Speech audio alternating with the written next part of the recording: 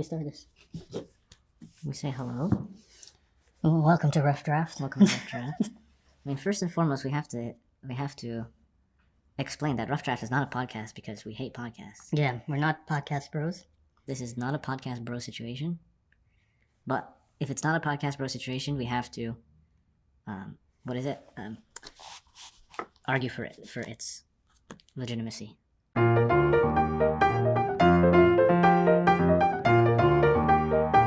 Yeah. I also, we should say that Rough Draft is not, it's because of, rough because of dogs, and draft because we left the window open.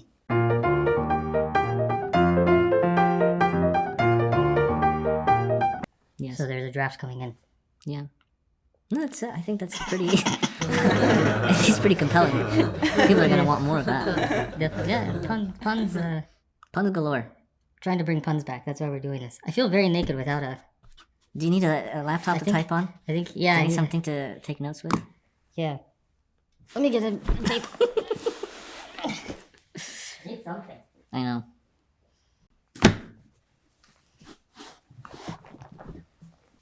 Darth is definitely gonna fall at some point, but that's okay. I mean, he looks like it, but he never does. Yeah, I guess we'll save that. Okay, so welcome to Rough Draft, the first podcast, not podcast. Yeah, it's not a podcast. Of what exactly is the intention for doing something like this? You know, our channel is so serious, and we're always serious. I think we always have very serious conversations, but we're also very normal, I'd like to think. And I think when you kind of like take the pulpit, you have to speak from a place of, well, I mean, I wouldn't say that we're particularly an authority, but there's a certain gravitas that affects the way that you communicate your ideas. And honestly, for me, like, I mean, we can talk about this, but the khutbahs have become kind of my way of thinking about things. I don't just know things. I don't think anybody just knows things. But when you prepare for taking the pulpit, you kind of have to take yourself and your thoughts very seriously and weigh them and measure them to prepare, right? But kind of what you lose in the interim is that process where you literally write a rough draft. You have kind of practice like thinking about how things sound when you say them. Does it make sense? And are you prepared to back it when you're, talking to an audience? So one thing that we've done for years in a unofficial capacity is just talk. And it's in those sessions, I find them so valuable and so enriching and so rejuvenating, especially talking to somebody who's gone through the same training that I have also gone through. Sometimes, yeah, I just feel like there's these really beautiful gems that kind of come out of there that I wouldn't have thought of otherwise. I wouldn't have come to a better understanding otherwise. So I think Rough Draft is kind of like this blank notepad where we're kind of just writing our ideas down and thinking about stuff and not necessarily putting this out there as a conclusion, but as kind of like a thought. I feel like there's all of this discourse on the internet that's just like, this is how it is. But I don't always know how it is. I don't always know what the conclusion is. So I thought it would be cool for us, even if nobody watches this, to kind of just like keep a record of the types of things that we were thinking about at the time. Yeah, I think, we've been giving khutbahs for a long time. And it's been kind of interesting to see how your process is with it and and we've kind of developed our own process that they've contributed to each other. They've grown in directions, but it's always been really interesting to me, and why I like this idea was because the conversations that we've had in between those khutbahs, as stuff is going on, there's a lot of times where I'm like, oh man, that would be so great, if that was online, if that was a perfect way to put it. But then when I go down to write something, I'm not able to collect it in the same way. Yeah. So this is, I guess this is kind of for me the attempt to capture that, create something that can regularly capture that. And if it's, inshallah, it's to somebody's benefit, that would be great. Yeah, totally agree. And maybe we can start with talking about your last khutbah. Yeah, I'd love to. Which was interesting because, I listened to it the first time, and a lot of the times one of the things that I really like about this job, about working at this thing, and even before I worked with Usuli, was that because I started editing SoundCloud lectures. Right. Is that like when you're working with it, you ingest it in a different way. So I listened to your khutbah, obviously, the first time when I was setting the live stream up and manning the live stream. But then the second time when I was, doing the chapters and doing the title, and the time listening to it that second time was totally different. Mm-hmm. Like I picked up a lot more from it. Totally. And it was, I think what's really amazing about it, and especially because you write them, is I realized that, okay, you really were intentional about every single word, which I don't want to say, for lack of a better term, it's kind of a shame because it's something that should be revisited multiple times. Like there are a lot of layers to it and a lot of, so I mean, maybe could start off by what was going through your head? Because I mean, you probably were preparing this since the week prior, right? Mm. What was going on in your head and around you to kind of lead you, Yeah, it's a great question. What's the bottom of the iceberg? Yeah, it's a great question. I mean, I forget our own titles for these khutbahs, but a lot of what I was thinking about was your own khutbah the week before. Mm. And you made this analogy about how when someone is suffering from like a visceral wound of some sort, like your arm is broken or something, that's not the time that you talk to them about theology and like clearing up their confusion, And that just stayed with me. And the whole khutbah itself, I mean, there's a lot to say about that khutbah, but I was that khutbah was just swimming in my mind for the whole week. I can't remember if there was a khutbah in the interim or not, but in any case, that khutbah I was thinking about it a lot, and just a lot of different things were coming up in our life that kind of alluded to the need for community, that question about community. People really feel disconnected, with everybody. And that's not just in the religious space, it's everywhere. But especially in the religious space, when you're a minority within an environment where kind of like we're hated, right? Like there's an entire industry that is making people feel like we shouldn't exist pretty much. And so then we doubt our own legitimacy. So yeah, I mean, that was kind of like the basis of it. I was thinking about community. How do you feel close to one another? I mean, we're a very small group here, and we, kind of came to grow an audience a little bit pre-COVID, but definitely during COVID, big time, when that was like the majority of, I mean, pretty much all of the tafsir was filmed during COVID.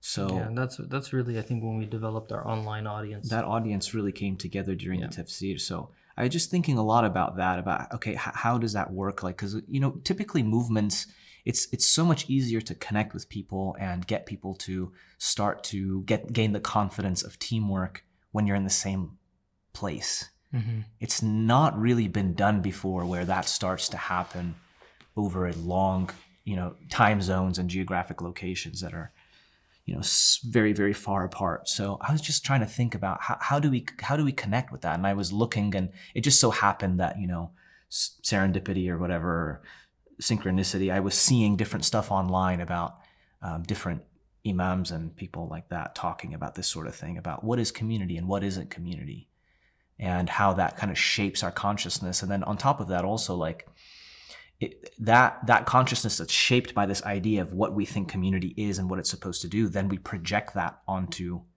new phenomena. And I think what we do here is kind of new in that sense, where we are not, like I said in the khutbah, we just happen not to be a place that was built to attract people who were already in a local town to come and worship in that community center or mosque, right? We developed around an idea, around an approach. And so that just necessitates kind of a different reality. So that was kind of like where I was coming from. Yeah, and I think for me, it's actually what's interesting is that for the last month, and this happens a lot, we talk about this a lot, where there was a concept that one of us had been thinking of, and then all of a sudden the other is talking about it in a khutbah. Yeah. And what I had been thinking about a lot for the last month was the concept of majority. Yeah. Right? There's the ijma' of the scholars, and that, that hadith that you brought up in the khutbah of, if there's a, remind me, but if there's a essentially that the majority, like that the Muslims would never agree on a deviant thought or belief. But wasn't there a hadith in your khutbah that you said that my ummah will never go astray? Yes. Right? Yes. So the majority, you can trust the majority on. It's not just with the scholars, but there's this concept that if it's something that the most of people believe, then it must. Yeah, that's how it's portrayed, right? Yeah. Which goes so much against, and this is something that I feel like needs to be dissected by Dr. Abul Fadl, maybe very directly, is because it goes against so much of what the Quran says. It does. Right? That, I mean, even in the Quran, it says pretty directly that most of them will not believe. Mm-hmm. Right?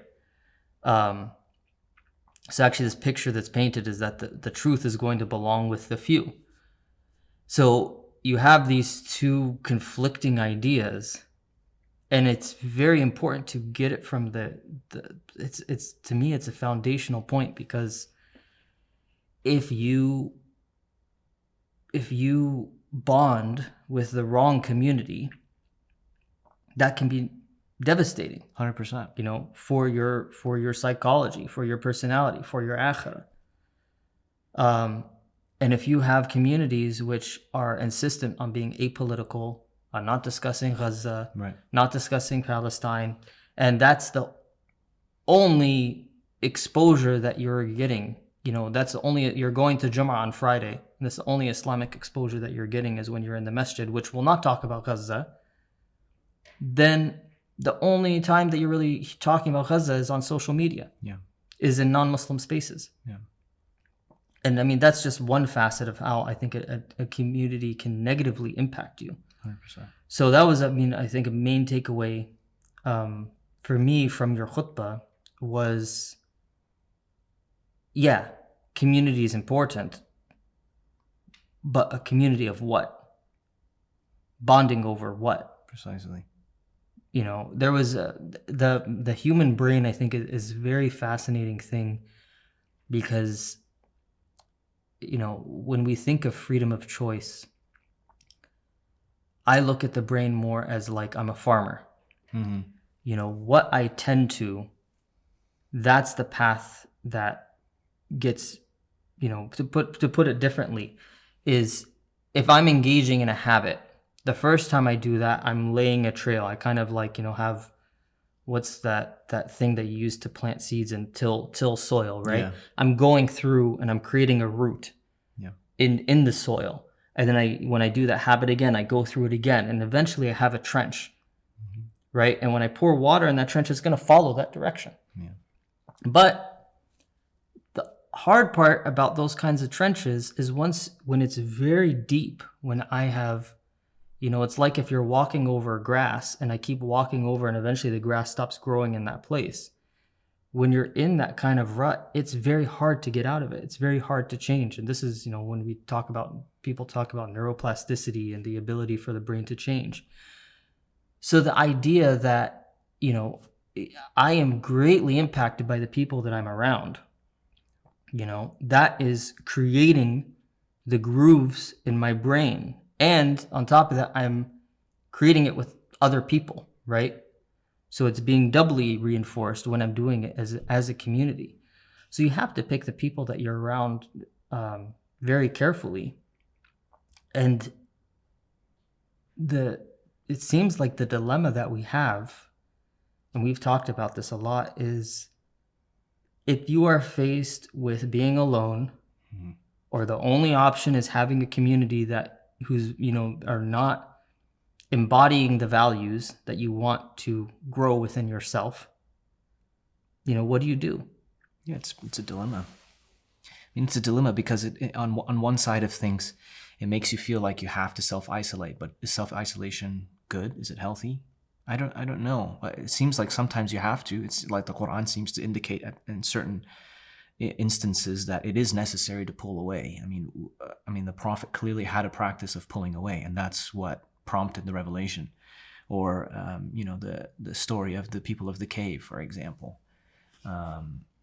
Those kinds of things show up all the time. Or even the point on the minority issue that you brought up, the truth being within the minority. That's a recurring theme in the Quran, left and right. I mean, Ibrahim being an ummah in and of himself, or going against his entire nation, or Noah being rejected by his entire nation, or Yunus being rejected by his entire nation, and having a Lut.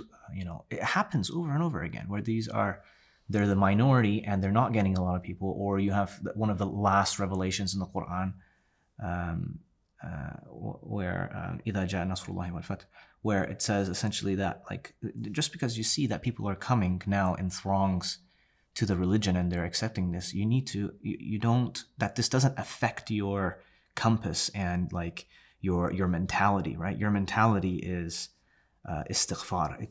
You're still in this humble. I mean, I really should have brought that up, but you maintain this humility, and that humility of seeking inventory, of always taking self-inventory, is what will protect you from losing your moral compass. Mm-hmm. You mentioned what about a community that doesn't talk about Gaza, for example? This is such a great point, because there are, if you say this, then a lot of people will say, well, my community does mention Gaza. At the end of a khutbah, we say, let's pray for Gaza. Or maybe it's like a little bit more than that. We call out Israel and we say Israel, did X, Y, and Z in Gaza, or the U.S., funds it. But it never goes anywhere beyond that. I mean, just kind of like, what's the point if we all already know what we're going to say? Because, and then, so there's a kind of a new orthodoxy. Like, there's this massive trauma that takes place. We can no longer ignore how big of a thing a genocide is. So then, like, the Muslim community forms a consensus on a bare minimum. It says, if an imam doesn't talk about Gaza, then they're questionable. Or if a community doesn't talk about Gaza, then it's questionable. Well, that's really low standard. What is talk about Gaza? So right now, pretty much everybody mentions Gaza, or they wear a kufiya, or they do whatever. But no one is willing to kind of put their neck on the line to think about what are the conditions that have allowed for this to happen. It's considered spicy if you bring up the rule of Saudi Arabia or the UAE or, these countries in that region. But even again, that's still really low bar. I mean, I think it's just kind of what's disappointing is the discourse in there is low. And it's like, that's fine. I mean, it's okay if your imam is only, I don't want to say it's okay, but if you're an imam, or if an imam or whoever is talking is only learned in hadith and, ayat al-Quran or something, well, fine, then let him talk about that or her talk about that. But why is there no really relevant discourse from people who also know things beyond that structurally can talk about inequality? What are the systems that have gotten us here? Do we think that we just kind of tripped and fell into a genocide? Where are the conversations in the mosque?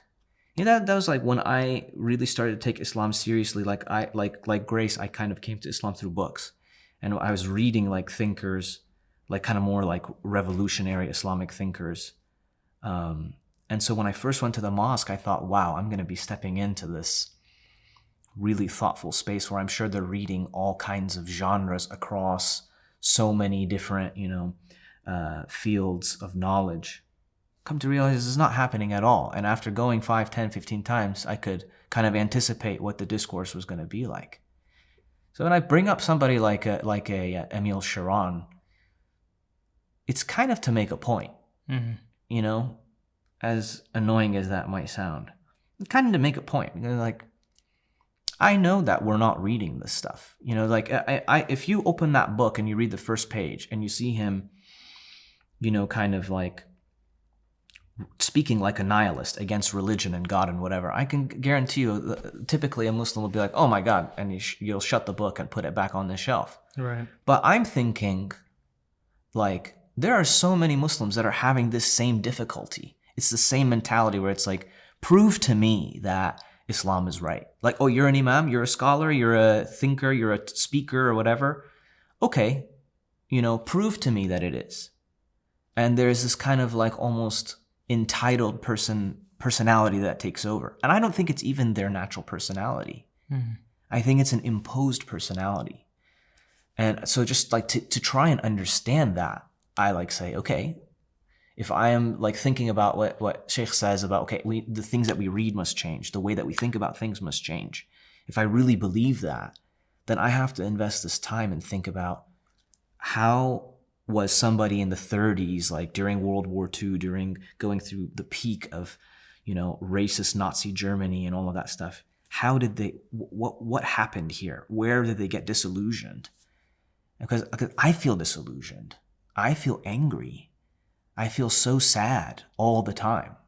And it's a downer to talk about it, right? It's a bore. You're a bore if you keep bringing this up and you're like, you know, but I am devastated. I don't know how, it's just bizarre how we're constantly just going back to work again.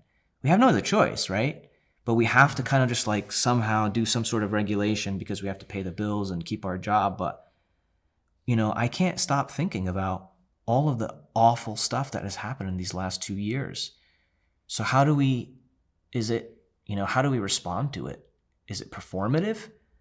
Like, do we do like performative videos where we, you know, show that we care, or we go yell in the streets or whatever? I feel like everybody's trying to do something, but what are we doing in terms of like a systematic approach? When you see a bunch of ants, you know, ants are like famous for working in concert, but when they're separate from each other, they're like scrambling. You know, you almost feel bad for the ant. And I feel like we're in the situation where like emotionally or even spiritually, we're all just scrambling. And then we're like we're convening for a second and pretending like it's okay again just because we're kind of like together, and then we disperse. There isn't a sustained movement or a discourse which makes me feel like, okay, we're moving in a direction, and that's what's concerning. So I don't know, it's a stream of consciousness, but I figured it's relevant to it's you know, I feel like you can't talk about that unless you know, the Muslim, whether I was going to say the American Muslim, but this is not just applicable. Being Muslim means that you are swimming upstream, you are working in an environment where, whether you're working or you're existing in an environment where it's normalized to hate you. Yeah. You know? So you are constantly having this force, whether you recognize it or not, where you need to justify and validate your own existence. You're not able to. So how can creativity flourish? How can systems flourish? You know, it's like you're knocked down. You're constantly trying to get back up. That's why, I mean, I've mentioned this in my khutbahs before, why supporting institutions like this or other Muslim institutions are so important, or Muslim business owners need to take care of their employees. It's not just about creating Usuli institutes, but it's about taking care of Muslims so that a person can stand up and still actually be fundamentally Muslim.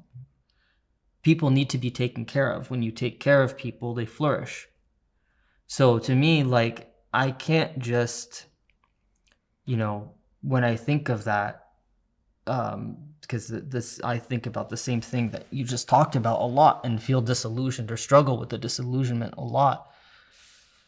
You can't talk about it unless you are, I have to assume the best of people, that if people are taken care of, they naturally will flourish, And so when you look at, when I go back to the reason why I didn't say American Muslims, you look back home, it's worse. Yeah.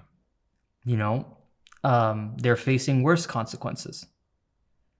And here doesn't mean that here is that much better, because I think you come here, yes, maybe on a personal individual level, you do face more opportunities, but again, it is opportunities in the sense of material opportunities and opportunities as long as you gel with a certain way of life.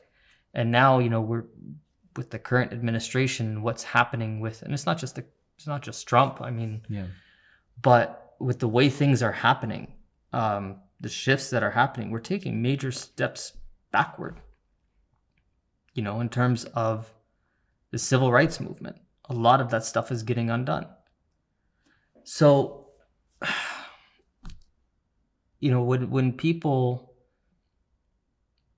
when I talk to people on a personal level of like, well, what do I do? What can I do? I'm like, okay, if you're a business owner, pay your Muslim employees more. Create little gardens of sustenance where a person can be and be ethical. And you will start to see over generations things changing. And that also means, like with the civil rights movement, showing up and fighting the battles. That you can't shy away. No. And that's why, we talk about this a lot in our internal meetings with Usuli, that I really believe that for Usuli, it's not just about what content we're creating. I think that that's honestly like 10% of the equation, that someone is going to listen to the content, but it's also setting the example of what is an Islamic organization supposed to be like and supposed to function. How is it supposed to function? How is it supposed to take care of people? Because I think that idea that you have an Islamic organization that doesn't take care of people, that doesn't actually, and that's what we're a non-profit. We don't make a lot of money. We don't have, a huge budget. Like I was just talking to someone who was talking about what it took to make one of the local mosques. And I was like shocked at the amount of money that they were just, we got $3.4 million. And that wasn't a lot, right?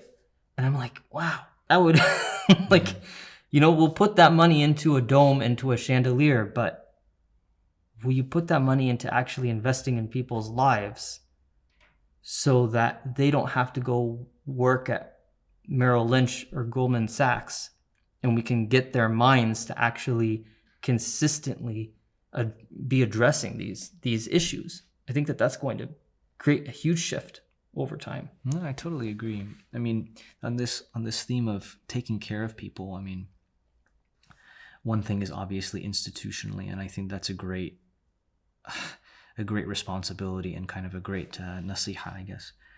But it kind of like relates a lot to what I would say is a consistent theme in your khutbahs, which I take an enormous amount of inspiration from. And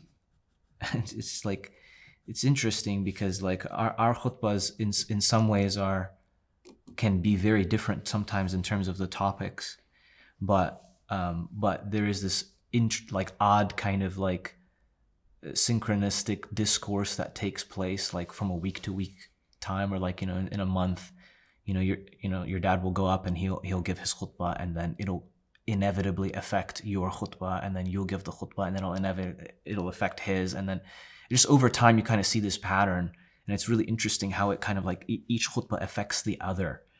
But your khutbah has this very distinct kind of caring theme to it that really, it makes me feel like, oh, someone noticed something about me. Sometimes you get specific, obviously, but you can't always get that specific, right? Because then it feels like you're talking about someone. But you find the way to speak in generalities which really resonate with me, and I'd be like, wow, I didn't even recognize that in myself, and now I feel, recognized in this moment, and I feel like I can actually like say, oh yes, that's me. How do I now process that information? So on this theme of caring, I just wanted to ask you, like, what's your process like? Like, how do you think about this stuff? Like, how do you put together these khutbahs? Because, I mean, since this is an informal show, I'll toot a horn here. I mean, these khutbahs are wild in comparison to even like prepared lectures that you would hear in this kind of space. They don't feel very khutbah-like, in their density, in the seriousness, in all of it. You can tell that people have kind of really put in the work. I mean, that's just obvious, I guess, so maybe it's not tooting a horn, but what's your process like? It's funny because, like, when you said consistent theme, I was literally thinking in my head, I'm like, man, I sound like a broken record, because literally that's what I come to. And I don't know if it's just like I feel after I turned 35, my brain likes talking about those ruts. My ruts got really deep. Like, I have to like introduce habits to get myself to think differently. Yeah.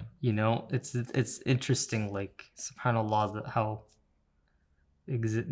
life. So I like that you said consistent theme is better than being a broken record. But I mean, I think one of the really cool things about this space is that, I mean, I could speak for both of us, but I think I can also speak for my father. He didn't, decide, oh, I'm going to go become an imam. Yeah. He didn't decide, I want to become an imam and I want to give khutbahs at a mosque. You and I also did not say, I want to become an imam, I'm looking for a seminary program. And I think that a lot, especially the younger imams that you're seeing, and before them you had a lot of overseas, first generation. Is first generation is when they just came here, or first generation is once they're born here? I don't know. This is rough draft. You can get it wrong. Well, since it's rough draft, some fresh off the boat imams that they give the khutbah in a very stereotypical style, because that's what they've had their eyes set on, that goal. Yeah. Speaking for myself, to answer your question, like, I was passionate about the things that I talk about before the idea of giving khutbahs was proposed. So it created organically, I believe, that my life is, and I believe everyone's life is, whether you choose it or not, but my life is a conversation with God. The experiences that I've been through, the traumas that I've been through, which then inevitably, inshallah, lead me to seeking some kind of solution to my problem or to my pain, or to something I feel need to offer, is a conversation with Allah. So even when I am getting hurt, or life is not turning out the way that I want, even when I am really struggling and saying, Allah, why did you decide this to happen to me? I don't want this, and I'm struggling in that way. In the end, it always is like, okay, this is why Allah's sending me down this path. And so that's when I am preparing for a khutbah, I am largely looking for, there's two things. One is I am looking for, what are the things that are coming to me? I perk my ears up and I'm listening for, okay, Allah, what should I talk about? And And the second thing is that I try to imagine that the person who is watching is someone who is new, who has never heard of Usuli before, and who is struggling. And I say, what can I say to this person that will get them to talk to God, or to, decide I'm going to try one more day, to give a little bit of hope. Because ultimately, like, I try to, as much as possible, divorce myself from the idea that I can solve everyone's problems, especially through a khutbah. Like, this is first and foremost, to me, it's a reminder. What ends up happening is, I think, and this is a byproduct of the Project Ulum and Tafsir being so in depth, is they end up being probably a little bit more in depth than what a khutbah would normally. This is a light way of putting it. They end up being sometimes pretty philosophically dense or nuanced or complex. But to me, that's just because that's something that's not often talked about. It's because we get so used to thinking of things in very black and white ways that when you oftentimes the real problem that is confronting people is something that they've never thought of before. To give an example, it's like you might have like in the last khutbah that I gave, that the person is coming with issues of theology and saying, how can God do this? How can God do that? And the therapist is then like, what do I do? This is kufr. This is ingratitude. This is, what can I say to the person? Like, I don't know how to argue with them. But really what's going on is a problem with authority. So the person has probably never thought of what is my relationship with authority before. But when you start thinking in that regard, start like actually looking into yourself and like, what is the matrix of predispositions and assumptions that I have in myself, which are greatly influenced by my life and my experiences, the people that I've been around, you start to see that you put God through that lens. Mm-hmm. And how you see God is really not saying, it really does not have much to do with what God actually is, and it actually has more to do with what has happened to me and how I have been habituated. So if I want to change that, I need to look at those things. But I don't want to look at those things, so I externalize it. And how do you get, the challenge that I feel I face every month when I'm preparing for khutbah is like, how do I explain this to people in a way that is simple? How do I explain this to people in a way where they'll get it? And I've told you, like, I feel like I'm just giving the same khutbah over and over again, just giving it from a different perspective.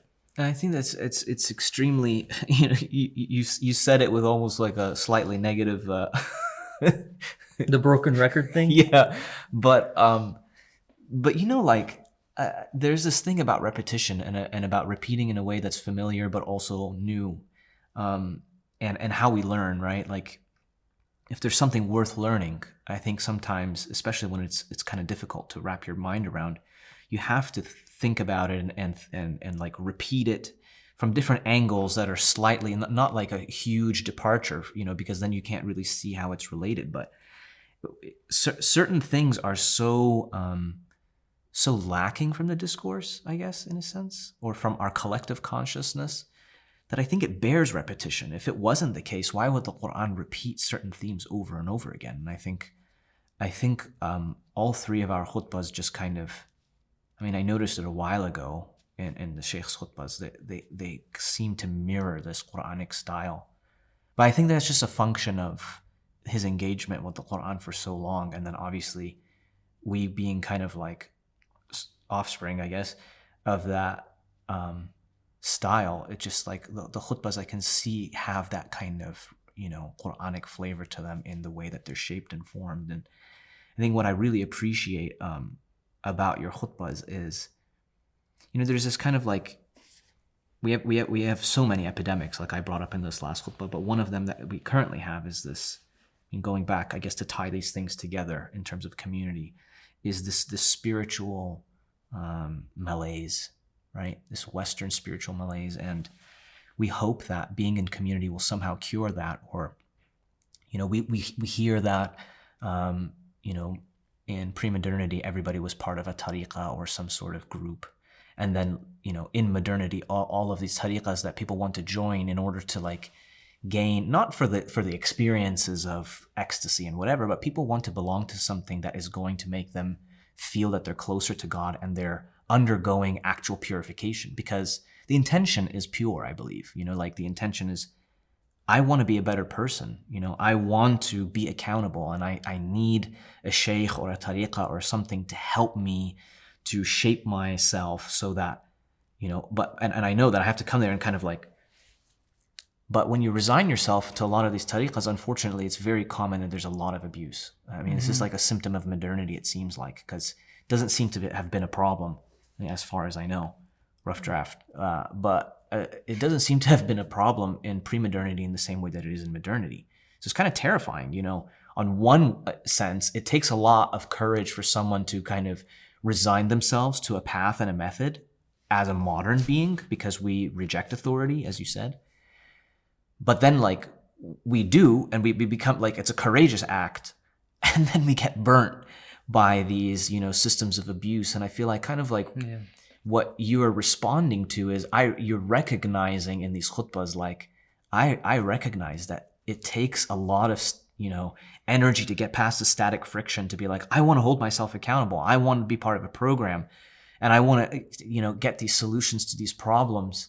But your approach is more about like, I am noticing these patterns of difficulty and trauma and tragedy that you're going through.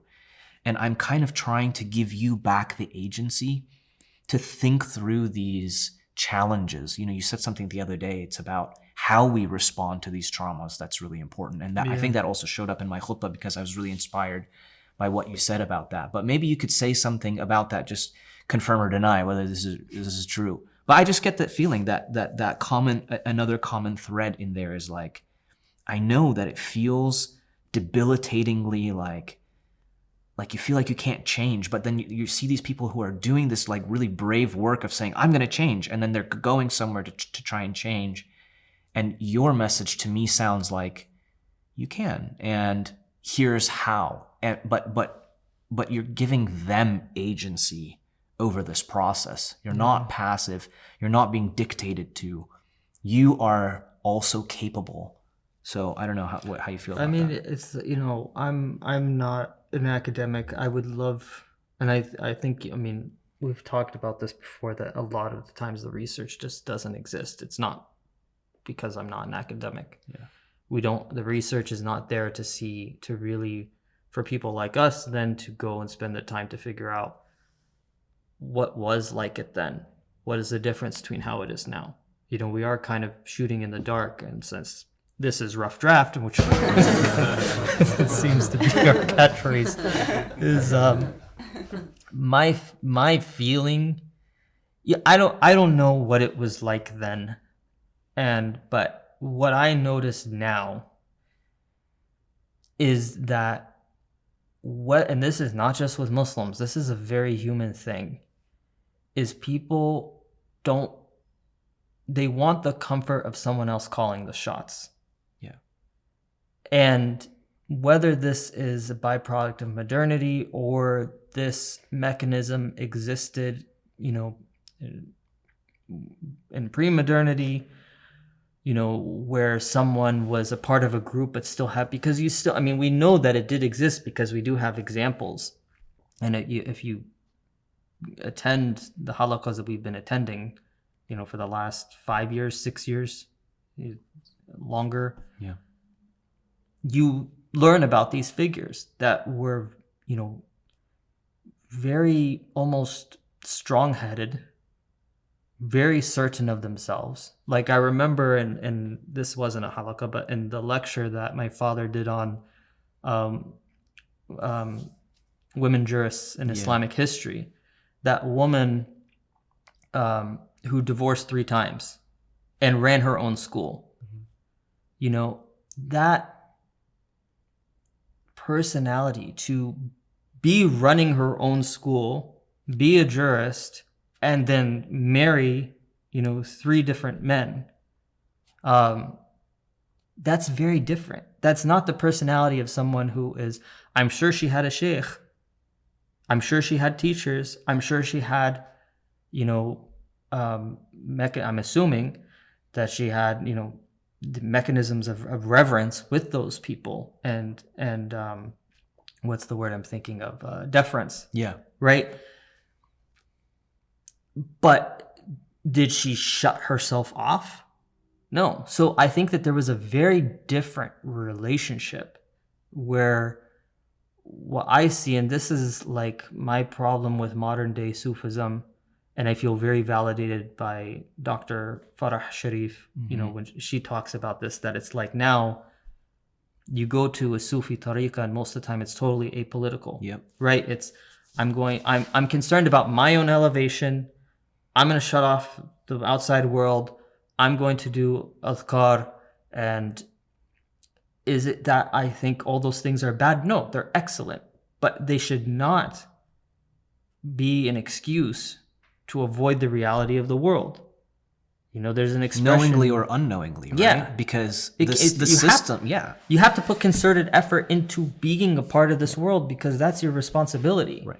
You should be doing those things, and the world needs you to also, you know, be with it. Precisely. Because we need to bring God into things. So then it just becomes a form of selfishness, in my opinion. And that's part of the problem. And I think that what we see is that a lot of people are pursuing an escape. Yeah. Right? I mean, you want to talk about the yogification of Islam. This is what I think it is I want to be able, I go to my 9 to 5, I have my career, I have my sheikh at work, which is my boss, and the culture that is created there. But I go on these retreats and I feel better about myself. Right. And so then it does become, you know, an opiate of the masses. Yeah. So for me, it is so necessary to have a concerted and intentional effort to introduce that, no, you're going to go do that. That's fine. But think for yourself. Have agency. Go and give deference to a sheikh, but with agency. Don't make it, you know, it's totally different to be like, I don't want to think about this stuff, so I'm going to go find a sheikh who just, which I think is also probably a byproduct of the life that I've had being Dr. Abul Fadl's son. Yeah. And seeing people come in and out since I was a child, all wanting the same thing, having an expectation that he is a certain person and that he delivered to them a certain experience.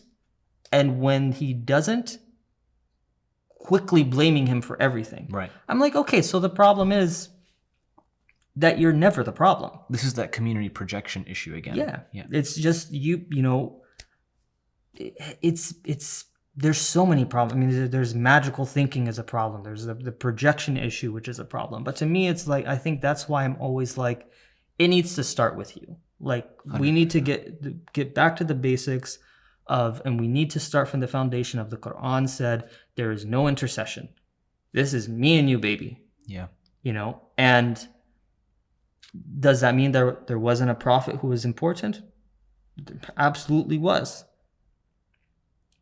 But in terms of accountability, I'm closer than your jugular vein. This is between me and you. And so I think it's just so phenomenal that whether you are talking about the community level or the geopolitical level or the individual mental health level, that problem shows up everywhere. Yeah. Constantly. Yeah, you can hide behind these things all the time. You can hide behind politics. You can hide behind communal activity. You can hide behind all of this stuff, but it's not really an actual investment in responsibility, because responsibility is nerve-wracking. If you get it, like no one likes responsibility because you don't want to get it wrong. But the thing is, like, communal responsibility is so much easier. And that's the part, but like, I think there's that element of, a community is made up of individuals, and each individual needs to be able to understand that that through this process, you don't just resign over to a system, because that system is imperfect. So really, it's like, that you can feel the agency of being able to, like, go back to God and engage in honesty. It's like, if my community is empowering me to go back into the cave and engage in an honest inventory of who I am and what I've been doing, that is a solid community, because then you can go back and then say, okay, like, what are we about as a community? What are we trying to do here? What is the collective responsibility that we have before God? And then that helps shape your personal responsibility, I think. So yeah, this is really great. I mean, I think what I'd like to do with this show, This not podcast. Also, before we go on, we need to talk about why there's Star Wars. Yeah, I mean, the thing, like, we just started. We're like, hey, welcome to Rough Draft, and we just have, like, Star Wars stuff around. You're not showing your shirt. I'm about to flash the camera. I mean, I just want cut to. Is R2D2 here? There it is. I mean, we're filming this on the eve of May the 4th. Be with you. May the 4th be with everyone at Yes. home. I hope maybe we can get this out on tomorrow. We can actually. That would be amazing That if would it be comes cool. out tomorrow with the will of the Force helping us. But yeah, I mean, I just thought, like, every cool podcast, though this is not one, has a segment in the show, at least, I think, usually. The cool ones, at least. Our sponsorship? Well, they do the sponsorship, but of course we don't get any of those. But they have, like, a gimmick of some sort, like, a radio show has some sort of.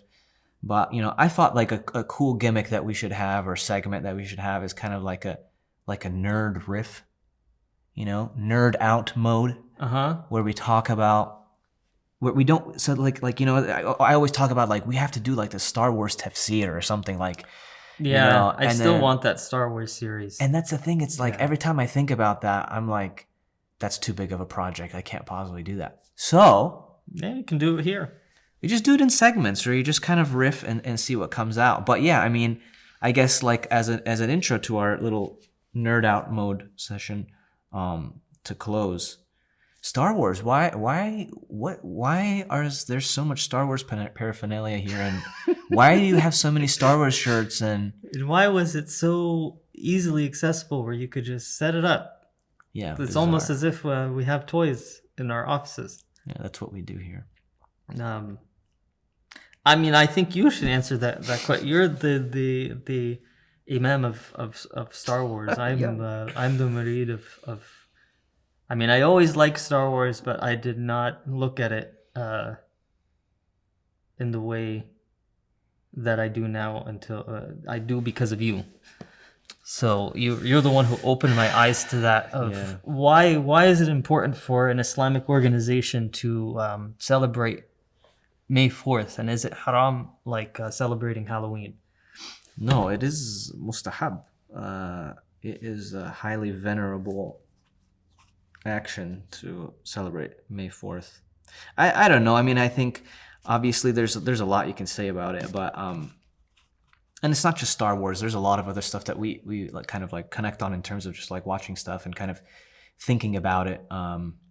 The arts, I think, is super important, right? Like storytelling and narratives, and our tradition is all about narratives. The Quran is all about narratives, because we think this is how we kind of process the world, the patterns of existence that we engage in. And I think, like, I think it's no secret that Star Wars, like George Lucas's thought behind it was, like, mythology is dying, in our current age, and the power of myth was really important throughout human history. And so I think this was kind of like his attempt at, like, a reboot of, like, moral mythology that children grow up with. And I was one of those children that grew up.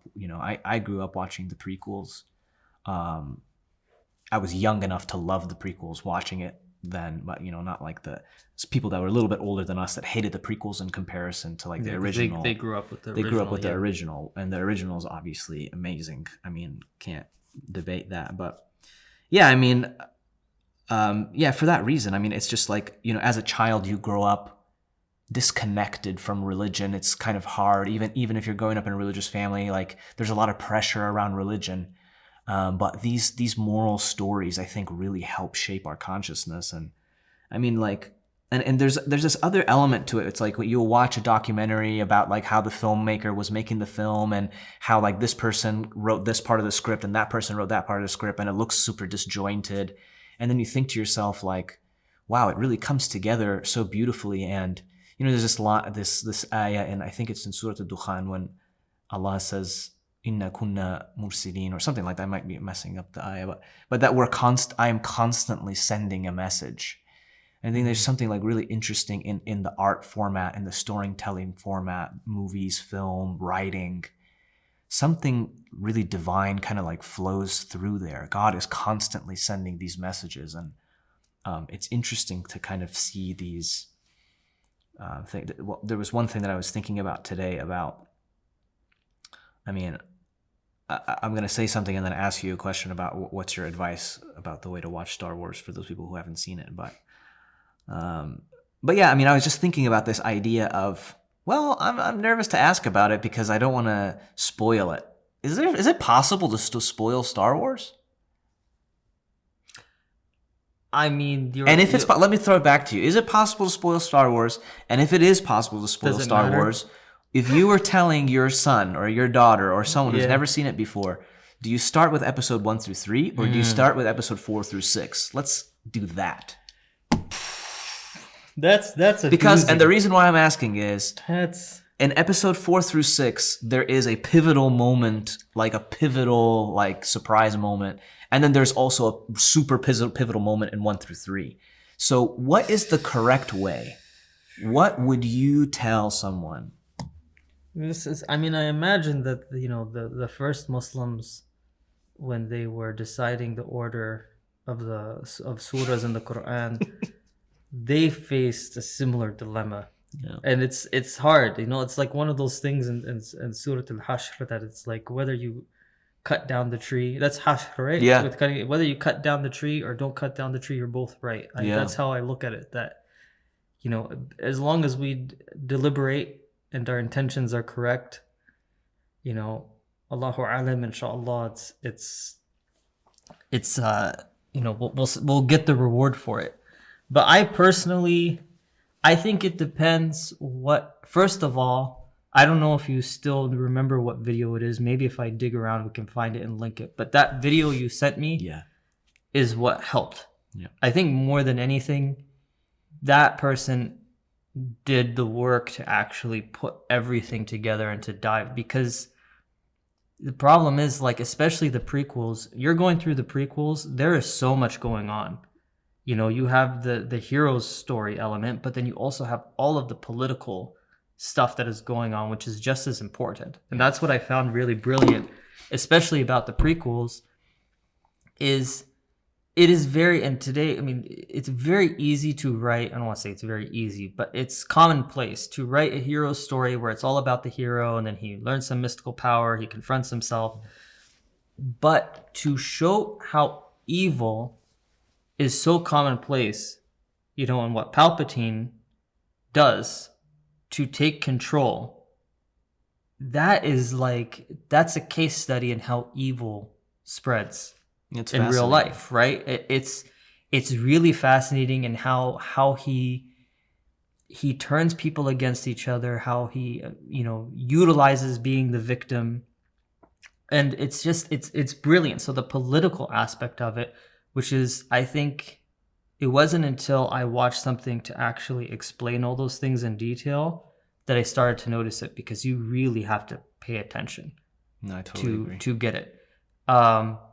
So, to answer your question, I don't know if it matters whether you start with the original trilogy or you go with the prequel trilogy, as long as your intention to understand it is correct. Because you're probably going to be having to watch it multiple times to actually like get everything. And when as you were talking, I was like, what's really interesting to me is because we were talking about community and how community can lead you astray, and at the same time community is important.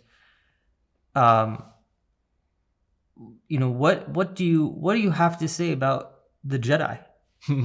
Right? I mean, do you see where I'm going with 100%, that? Right? 100%, That it's like were the Jedi misled?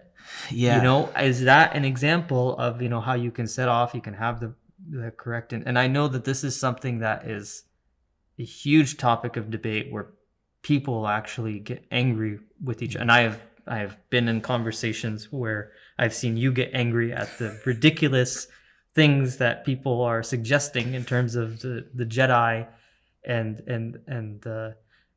to me, all those discussions, this is the last thing I'll say, and then you can answer my question, is I think fundamentally come down to a misunderstanding about what the light side of the Force is and what the dark side of the Force is. Yeah. Because people are so accustomed to looking, and this is what I think is really brilliant about Star Wars and what George Lucas did, is that fits so much in how we look in the Islamic concept of good and evil, right? Is not that these are two equal forces that are their own entities, but the dark side is actually a manipulation and a corruption of the light side. Precisely. Whether you're taking things, out of their intended use, or you are abusing things, you're not observing the balance. You're not observing the mizan. You're putting things out of the mizan to actually create more power for yourself.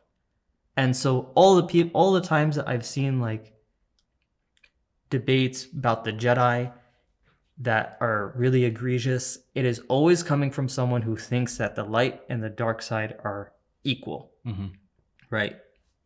But go ahead. They are certainly not equal. Yeah. Yeah. No, I go back and forth on it a lot, and I think that's kind of what's cool about the medium of thinking about morality through storytelling. But yeah, I mean, the Jedi question, I think it's really interesting about the prequels is that, like, well, all of the movies really, but like, I don't know what there's like a literary term for when something begins in the middle of a story, and it just starts, I don't know what kind the term of. is, but there is a term. And it kind of just starts, right? And the first episode 1 of the prequels just starts, and there's this issue with taxation and trade routes, and like things that are very pertinent to us now, like the Strait of Hormuz or whatever. But it's just like really, it's just kind of funny, or whatever, Yeah. But what's interesting is like, and we were kind of talking about this before we got on recording this episode, but there is this like decay that's taking place. Like the Republic is at its strongest right before it falls, essentially, right? Like it's decaying, and like why on earth does the Trade Federation have a spot in the Senate? Why do they have representatives in the Senate? And why is it a point of conversation when the Trade Federation is upset about being taxed? Like their roots are being taxed. So in order to show their power and to force kind of like the hand of the Senate to remove the tax, they illegally, militarily occupy a planet that is a purposefully non-violent planet. Like it's a planet that has essentially sworn off war because of its reliance on the intergalactic, international law or intergalactic law, which, takes, so the fact that the Republic doesn't have the means of peacekeeping, and the Trade Federation can simply just build this army out of nowhere and occupy a planet and then force the hand of the Senate to say, okay, we're going to remove the taxes. And it's like, oh my God, this is like exactly the issue kind of that we have now. I mean, we know who a lot of these senators and Congress people in the United States and elsewhere represent ultimately, right? We know where they get their money. And we're supposed to pretend that somehow they are going to choose the right thing for the constituents of their district. It's an impossibility. So it's like funny that there's this like political decay that matches the moral rot that's taking place. And this funny thing about like, in episode 2, Senator Amidala, or Padme, or whatever, who is the senator of Naboo, is also, friends, or, the love interest of the main character, Anakin. And like these two horrible things happen in episode 2 and episode 3. Episode 3, there's this instant where we all freak out because Anakin turns to the dark side. Spoiler alert! Anakin Skywalker is Darth Vader.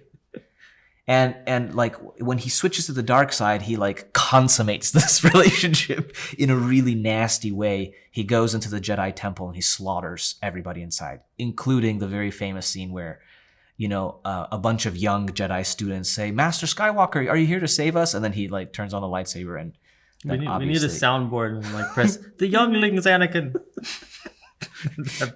So he kills these children, right? And for, teenage me who was watching this, I was like horrified. So he kills children.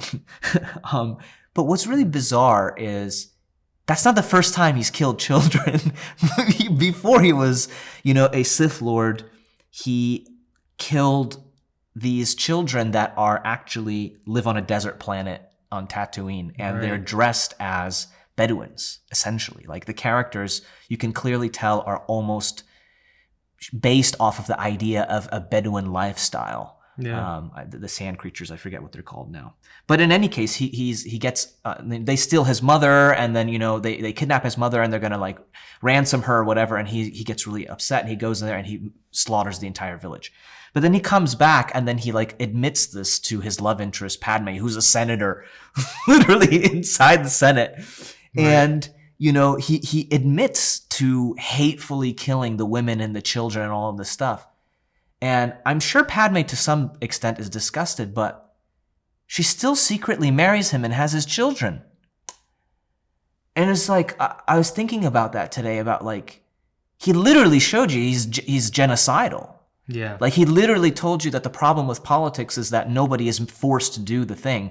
The wheel of bureaucracy turns and nothing ever gets done. They should be made to do it. Like he's showing you he has this sickness in him that needs, attention. And somehow when he did it with, I'm going to just say it here, when he killed the Arabs, when he killed the Sand Dweller people, Padme was quick to forgive his genocidal tendency. But when he killed the white Jedi children, that's interesting. Now it's a problem. Now she couldn't forgive it. She says, I thought about that before. When they show up on Mustafar, she says to him, "Anakin, you've changed. Like Obi-Wan is right. You've changed." What do you mean? Yeah. He literally killed Sand people children, but to you, they're not. They belong to a planet on the Outer Rim. We don't relate to them. They live these lives that are different to us. They're not modernized. They're kind of like, are they really human? Like they're not really kind of like the same. It's not the same killing Sand people as it is killing human Jedi. And that kind of like really exposed this interesting thing of like Padme is supposedly one of the better senators that is like standing up against fascism, like the grow of fascism. But fascism, like the like literal Hitler of the story, was killing children under her very nose, and she knew it. And she, when it was the Arab kid, she kind of said, "Well, he was upset. What are you gonna do? They took his mom. It's like the classic thing that we heard in Iraq. Well, they shouldn't have knocked down the towers. We had to do something. The classic thing we heard on October 7th. Well, they attacked us, and so therefore, And it reminds me of the khutbah my dad gave on necropolitics. Exactly. Right. It's acceptable to kill these people, but not kill these other people. It's totally not acceptable. So it's interesting to think about his redemptive arc on this, and maybe we can discuss it on another episode. That's something that I'm just like, can he be redeemed? Can he be forgiven? Does he get to be a Force ghost at the end? Which is, just because of what he decides to do. Yeah. Which I think that the original trilogy, that's a whole different story, Luke as a figure is very different than Anakin as a figure. Yeah. Right? Anakin's arc is saying something very different than Luke's arc. And I remember you're the one who pointed this out to me at a certain point where Luke's whole thing is realizing it's not about him. Mm-hmm. It's the humbling. Mm-hmm. Which is, there with Star Wars, there's a lot. Yeah. There's a lot to talk about. I do want to, because you were talking about, stories, and I when people talk about Quran Kauni, the created Quran, right? There's the Quran that we have as the revealed text, and then there's the Quran that Allah is constantly revealing. Like the Quran of nature. Yeah. Usually people think about it in terms of nature. I personally look at it in terms of art. Oh, yeah. Not all art, but, art, things that people create, dynamics between people. It's basically saying, all of life, because wherever you turn, you're going to see a sign of Allah, and to the point where you're dizzy. If you look, you see ayat everywhere. To me, good art, there is some art which is elevated, and I do believe Allah is trying to talk to people, right? And I agree with George Lucas at the very least that mythology and stories are so important because it's a way for people to make sense of themselves. It's as much a part of people as anything else. It's what binds us as a community. It's what allows. It's what shapes us. And it's not a coincidence that the Quran is filled with stories, right? It's meant to give you, and the Quran is a book, not that you're just supposed to read once and understand it. And it's not a book that you're just supposed to recite and not understand it. It's a book you're supposed to be with these stories and these examples repeatedly, because they will start shaping you in the way that your other favorite stories start to shape you. So I guess we can close with that. That's a good place to close. I just wanted to throw that in there about stories and art, because I feel like art is extremely important. I agree. Yeah. I think this is a good first try at Rough Draft. It's a good rough draft. It's a good rough draft.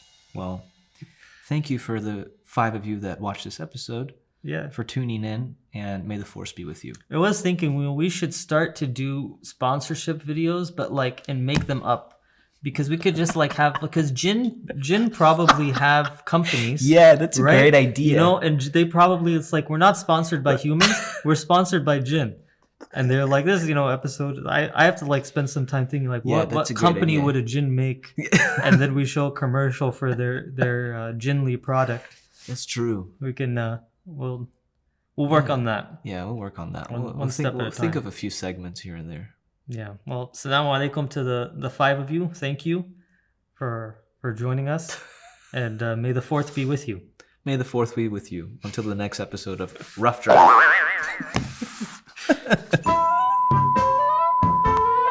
We definitely need to release this tomorrow. We didn't explain, by the way, the paraphernalia. Maybe we can add this as bonus content. We can do it. I keep these 3. These are gifts from you, and I really like them. This is obviously Darth Vader's. I forget what it's called now. I'm not a good enough nerd, but anyways, this is Anakin Skywalker, obviously baby Darth Vader, when he accidentally jumped into this Naboo fighter in Episode 1, and then this is what he upgrades to when he becomes a genocidal maniac. That's his TIE fighter in Episode 4. And then there's this really cool figurine from the Black Series, which kind of imagines Darth Vader if he essentially did Toa, if he did repentance. If he came back as Infinity's did. Yeah, exactly. So it's I really like this idea of Darth Vader, getting right with God again and repenting for genocide, and then becoming starting a tariqah and becoming the head of a tariqah in the next genocide. That would be more amazing than Andrew Tate converting to Islam.